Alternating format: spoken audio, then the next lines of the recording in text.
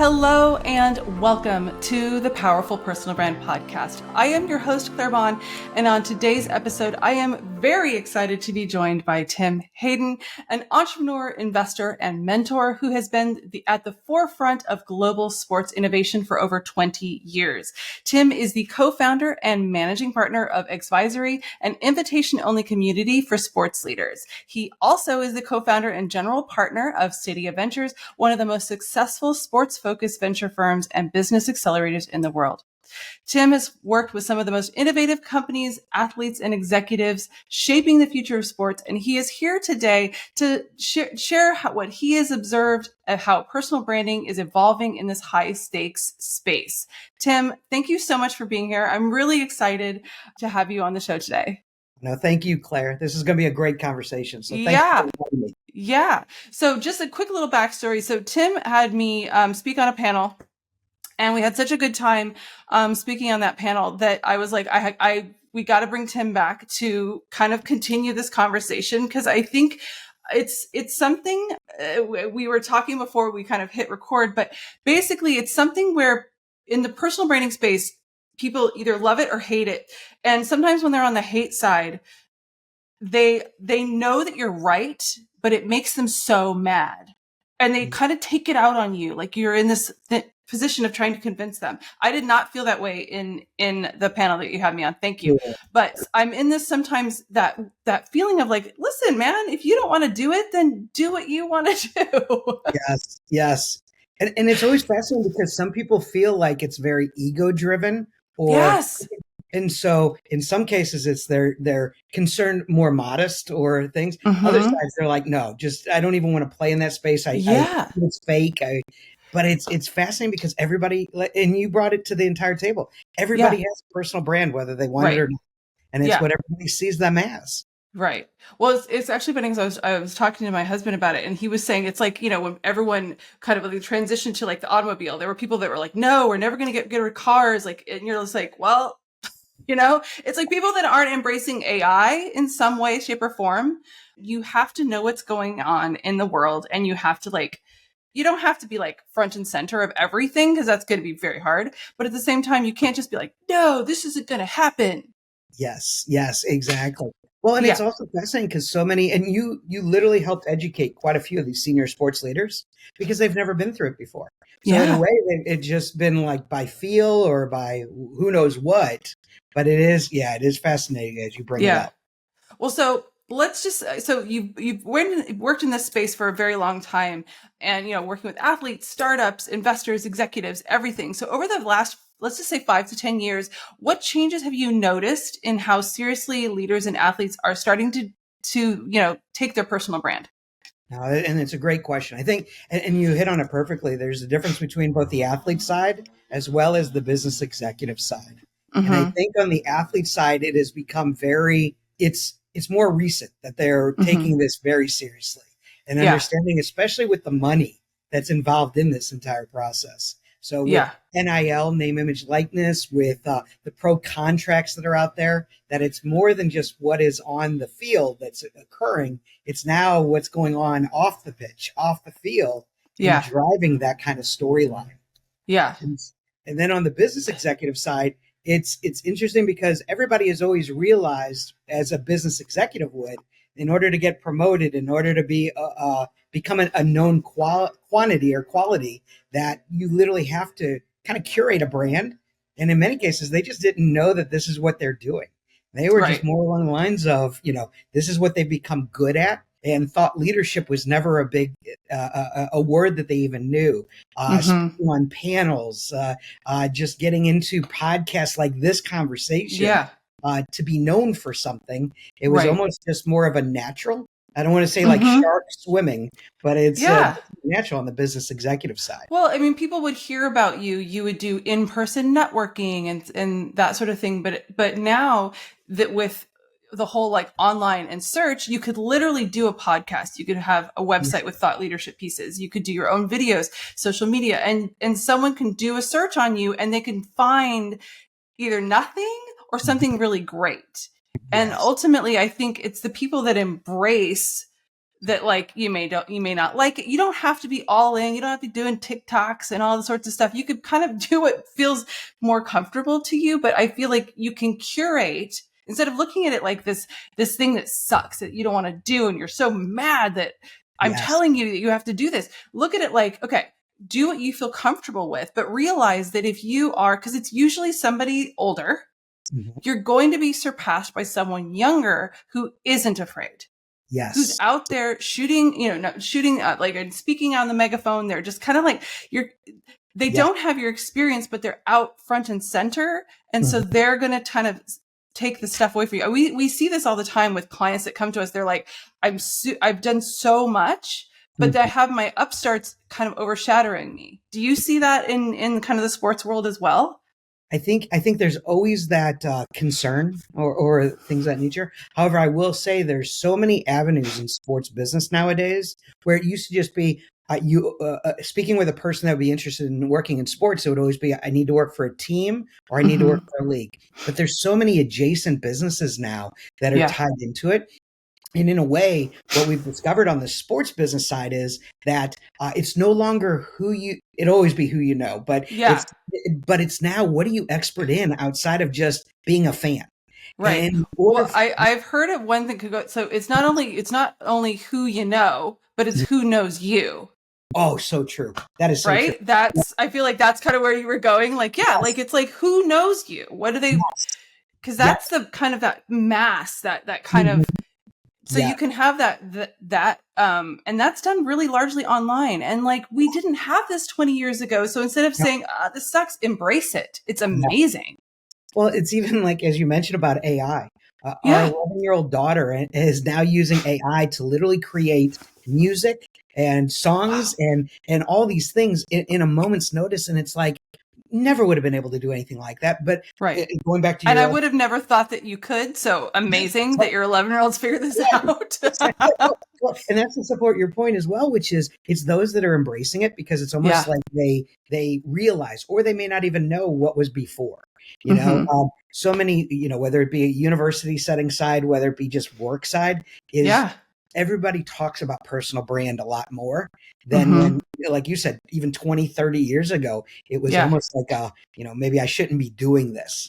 Well, it was harder to do. Yeah. I mean, building a website and that kind of thing is a Mhm. lot harder barrier to entry. So it's funny. While we were talking when I was on the advisory panel and in this conversation, I don't know if you knew this, but I used to work for SAP in their sponsorships division. So I Yeah. went to the Grand Prix. So back when I was doing it, we sponsored the Vodafone McLaren Mercedes car. Like Lewis Hamilton was much younger. We sponsored Ernie Els, Gary Player, David Ledbetter, Andy Roddick. So like it's kind of funny when you brought me in, I have like a sports perspective too. Cause Yes. Yeah. and so that when you were talking about sports adjacent, that was Mhm. sports adjacent. So there's many things, that people they're in that space. And I think in a personal branding space, like I think that when you were talking about like people think that it's you're like, bragging or being ostentatious, like you're just, it's just like too much. Mhm. But if you share your experiences, if you share your expertise, if you share what you learned after something, because there's always something that you learned, like, hey, I learned this, Yes. it's helping others. I think that's one of the things that you can do if you feel like personal branding is braggy. What is Hmm. your thought on that? Like helping others, like, helping like your younger self. Yes. So I love that thought because at the end of the day, and so many people tell us, everybody helped us get to where we're at. So it's best to pay it forward and help. I And, love that. and at the end of the day, as well, is you have experience that's considered currency to help that Huh. next generation to kind of get through. Now, with that though, in a way, you need your brand to be able to say you are an expert in this area before Right. anybody else. And I love how you put it is it precedes you. It is like what others are going to look at you and kind of digest, if you will. Mm-hmm. Um, I think that is still now. This is just me and my circles of thing. I think it's still kind of new. Like I don't know if this is and I'm located in St. Louis, Midwest. We always talk about very humble brag, huh? Yeah, Mm-hmm. sit down, be humble, all the kind of things that go with it. And at the end of the day, the personal brand, whether it is part of our culture, is we want to be humble, but there's amazing things that we've done.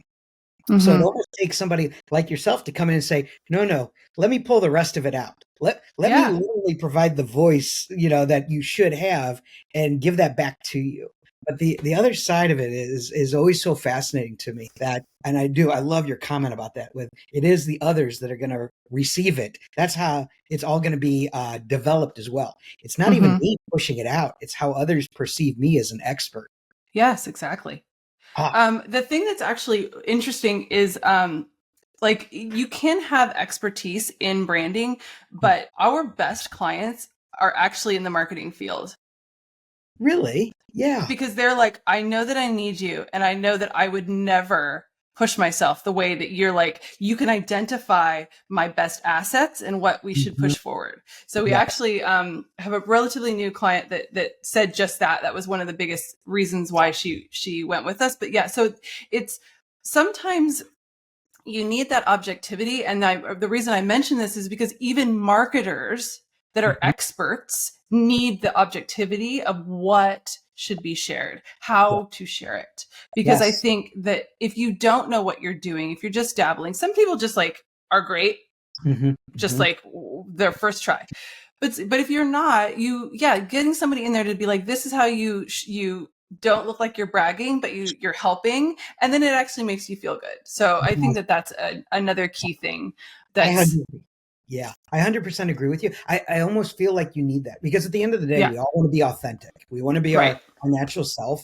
And a lot of times that doesn't come with the ego that'll drive, and I don't even want to call it ego, but it's like we've done amazing things in our lives. And at Mm-hmm. some point, it may come across as bigger or grander than anything else. And we need people to come on in and like yourself to say, hey, Yeah, well, and here's how you could craft it. right. Your comment about the marketers is interesting because I've always thought in my mind is we looking internally it becomes more difficult, but having Mm-hmm. somebody from the outside. So even the marketers are looking externally at something else, a product, another company, something, Right. and they're able to extract it, but they're Right. unable to extract just them personally. They Yeah. need somebody to come in and help them as they are Yeah. doing for others. Well, I think I don't know why this is. I'm a big Dodgers fan. Very excited that they won the World Yeah. Series. Yeah. I actually went to Game 3. I did not stay the full thing. I had to Oh, come home and take care of my dogs after the end of the 12th inning. But yeah. anyway, um, Oh, I'm kind of thinking like you have like Shohei, who is like obviously huge contract, can obviously hire people to take care of it, but he's very curated. If you look at his social media, it is very curated, it is very intentional. And then you have someone like Kike, yes. and he's just like crazy. The tongue's always out. It's like he's just. But Yeah. sometimes you look and you're just like when people think of personal branding, they're probably thinking more of Kike. Like he's Mhm. out there. He's so outgoing, and Yes. that's just his personality. And when someone goes like, I'm more of a Shohei, I am more of a quieter person. I want my quiet time. But you don't have to be the super outgoing person that's out there all the time. Because I personally think that the more curated approach is a bit better for the future, That's not just interesting. right now. Because Yeah. there's a way using curation to say this is what I can do in the future Yes. That's really versus I'm just like all out there. And so I think in the sports world, a bit of curation is good yeah. because whatever it is, like show this your charity side, show other things that you're doing so that someone can say, oh, I can invite you to be on the board of directors of something. Yes. Or you could show you essentially hosting or something like that, right? Then you could say, oh, this is something you could do later, Yes. because Well, not everyone is tapped to do hosting because they're like, ooh, that was really not well thought out. no, 100% agree. And I think that's even a point that you made within our session with all these senior leaders was to allow your personal side to come out because that's also Mm-hmm. again from an authentic perspective. Yes. And to be honest, it's going to open up more doors. Like Yes. it becomes the complete you rather than just the business side of you.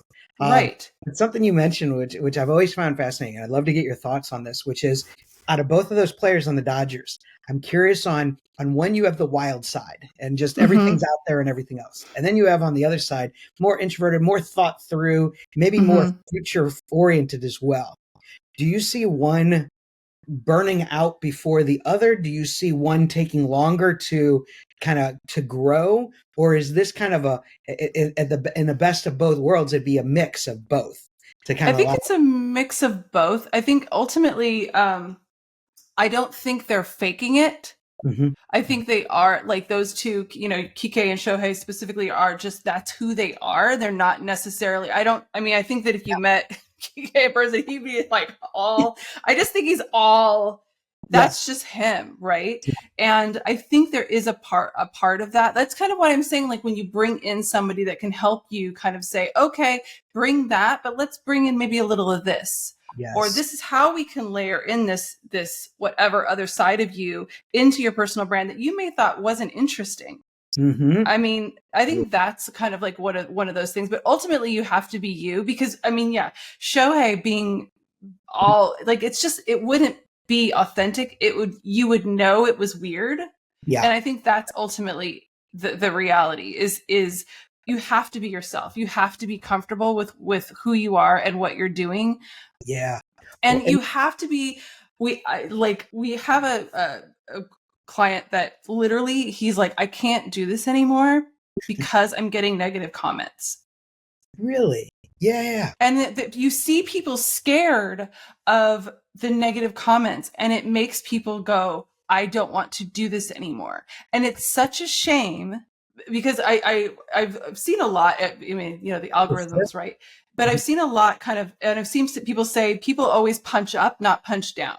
Right? They're going to Yes. punch up because you are better than them and they're jealous. And small minds are the ones that put down.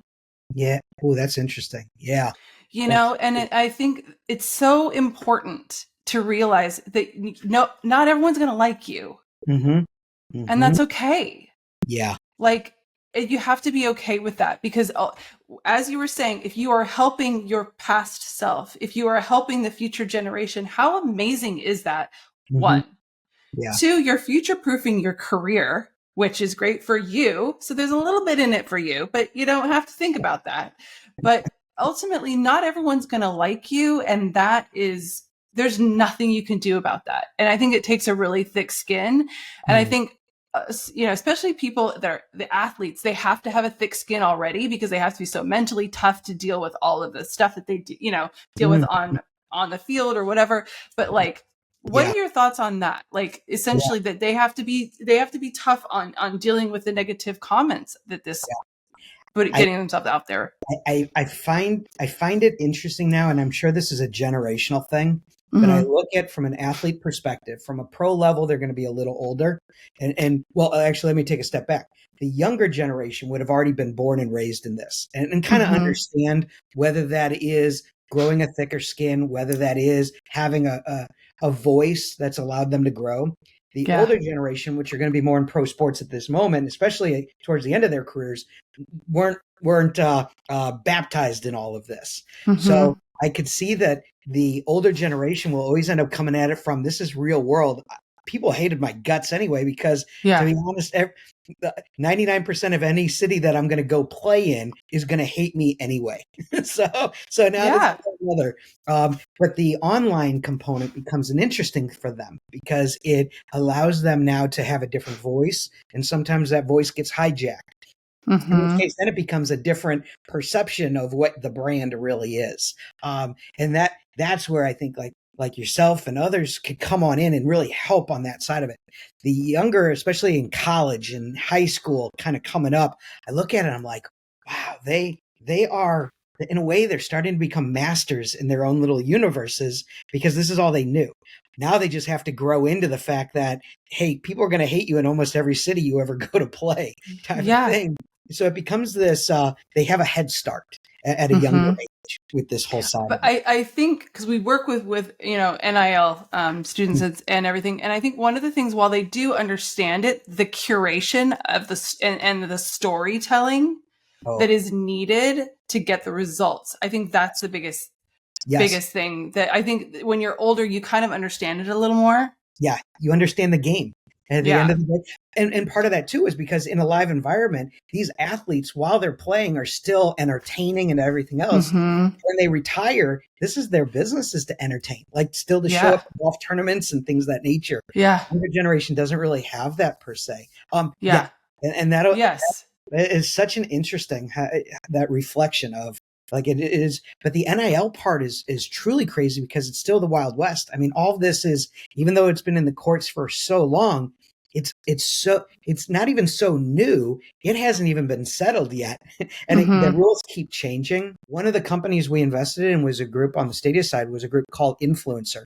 Okay. Influencer was 4 years before NIL was a thing, and they were Hmm. literally helping the athletes identify in college all of the content that's being created around them by the university, and would collide it with that athlete to allow the athlete to push it out. Because at that Oh, moment in time, if an athlete came in at halftime, they didn't have access to any footage or photos. They were doing Google image searches, grabbing hmm. images and pushing it out illegally. Well, Right. influence solved that. And so Interesting. now you look at influencer is now an NIL cornerstone, and it's literally the content creation, the storytelling, all of these things for these college athletes who, to be honest, are still not only learning their own like subject matters in college, but they're also learning how to run a business. Yeah. And And it's interesting to think about it as a business. I mean, what is your thought on like on the impact of NIL, like on athletes, on brands, teams, the leagues? Like, how are they? Do you think it impacts like what contracts they get in the pros? yes, Like, okay. yeah. Well, there are at this moment, and again, it's still so it's changing still so much, and it will for a while because nothing has truly been settled. But there are college kids who are refusing to come out for the draft because they're making more money Mm, in college than they would be. So, what was it? The wow. starting quarterback for San Francisco 49ers Okay. was making less money than literally the college kids who were and not even at the top level of college quarterbacks type of thing, Unbelievable. because the NIL Wow. money and everything that's being pushed at them. So I think we're going to continue to see, which is okay. It's just always an evolution. Hmm. It's just a question of how this plays out and lands. We're seeing it now with the coaches. The coaches are all have major buyout clauses and so many other things that are going, and they're being paid a very hefty sum. And it comes back to, though, that personal brand and what others are seeing them as is key to this whole thing. Like at Hmm. the end of the day, they have to be known as the best coaches and the best players. They have to be, from a recruitment perspective, they have to be known as this.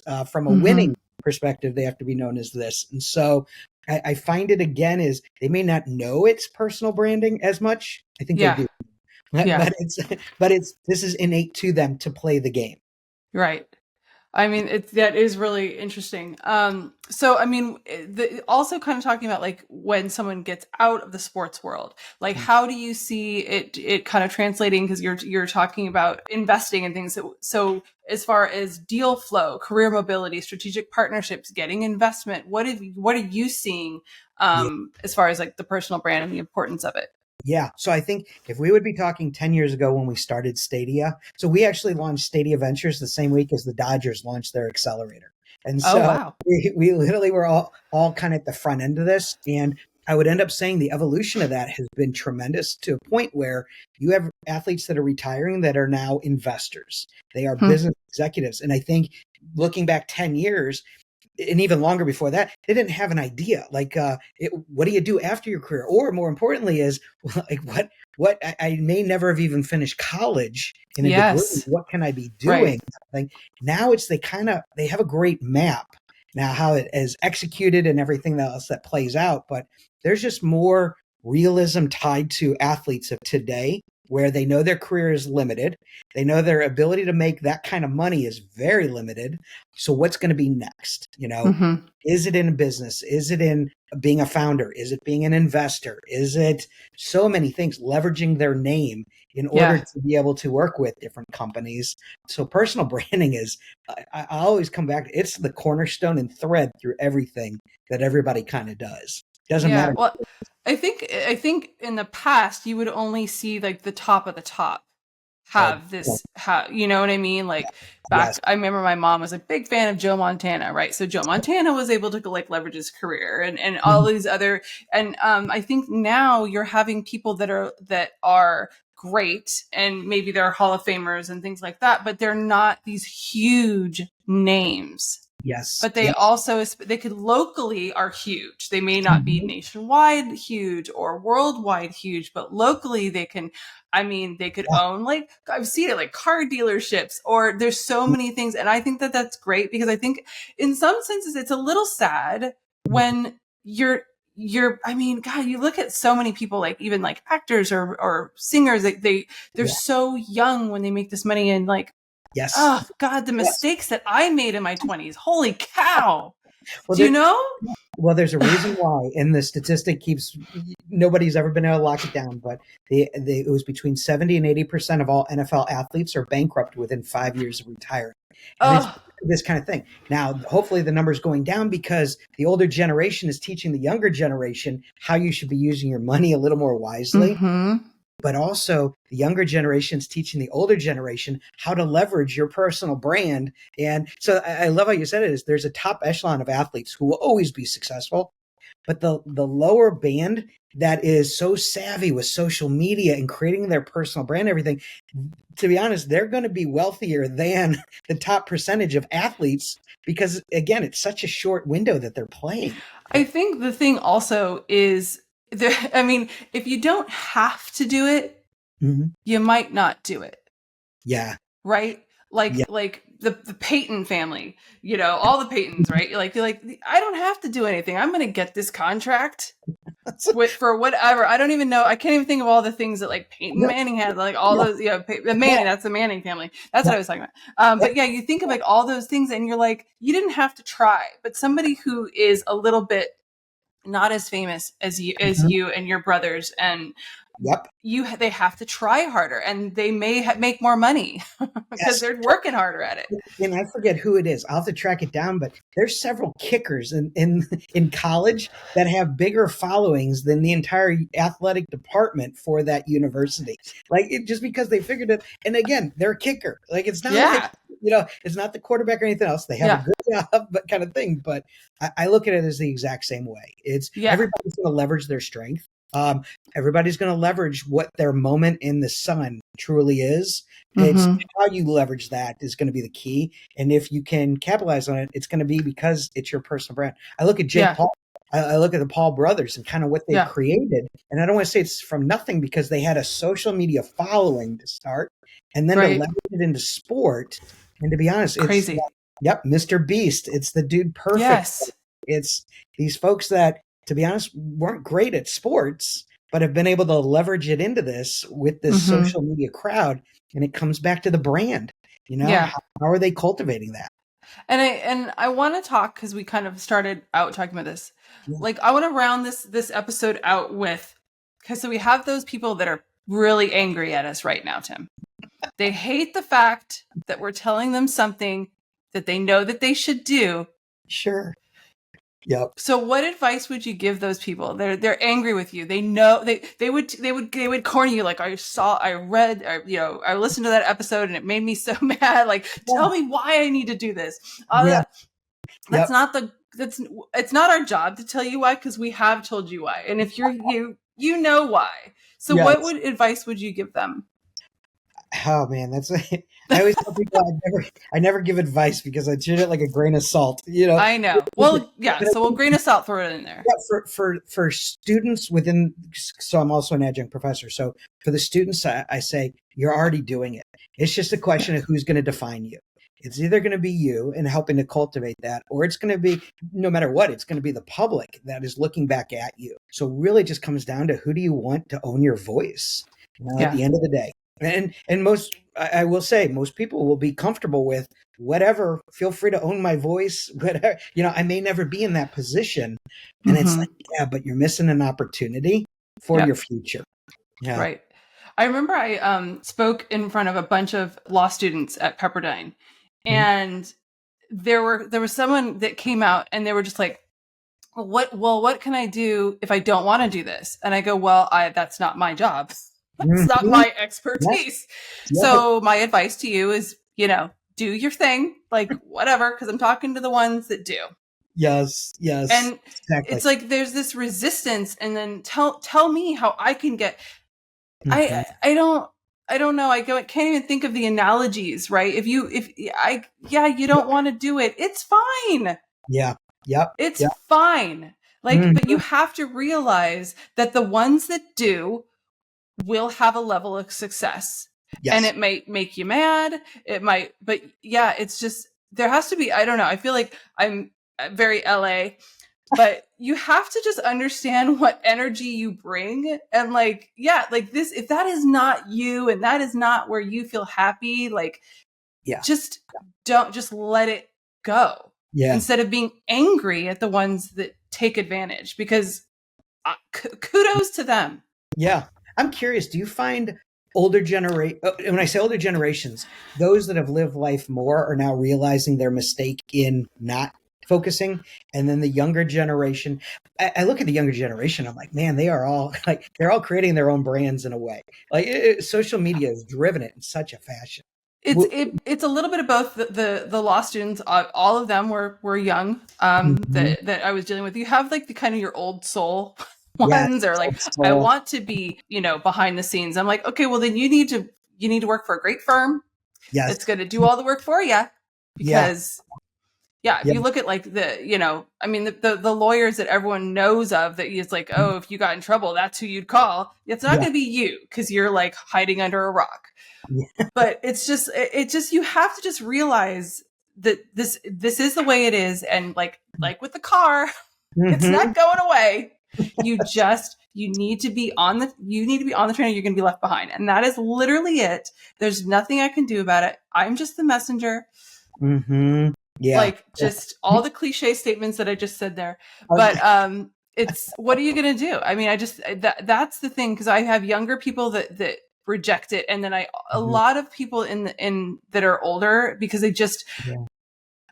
it's weird, like they're not afraid to speak in front of a stadium of people, Mhm. but to do this is terrifying. Yeah, that's interesting. Literally, one of our members is like world renowned for facility development. So Mm-hmm. building like the venues and everything like Yeah. that. He gets invited for every single like conference around this space. People will call him from all over the world to get his insight on it and stuff. And yet he's not on social media at all. He is almost like a ghost in a way.